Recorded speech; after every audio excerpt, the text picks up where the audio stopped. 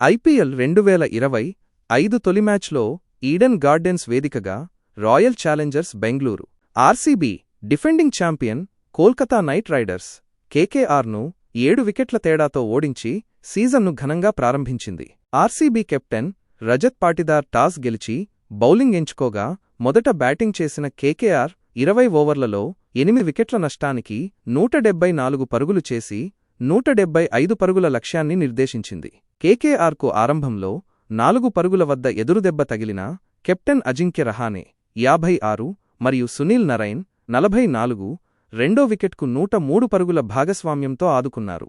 కానీ ఆర్సీబీ బౌలర్లు వెనుదిరిగి పోరాడారు. కృణాల్ పాండ్యా 3 వికెట్లతో player of the match award అందుకోగా జోష్ హాజిల్వుడ్ 2 వికెట్లు పడగొట్టాడు.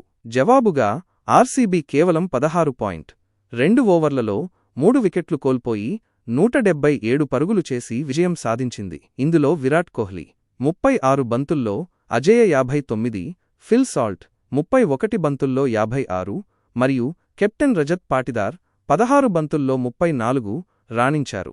ఈ విజయంతో ఆర్సీబీ 2 కీలక పాయింట్లు సాధించగా కేకేఆర్ ఒత్తిడిలో భారీ స్కోరు చేయడంలో విఫలమైంది. ఇక ఐపీఎల్ 2025 ప్రారంభ వేడుకలో శ్రేయా ఘోషల్, దిశా పటానీ, కరణ్ ఔజ్లా ప్రదర్శనలతో పాటు రింకు సింగ్, విరాట్ కోహ్లీ, షారుఖ్ ఖాన్తో కలిసి డాన్స్ చేసి సీజన్కు శుభారంభం కల్పించారు.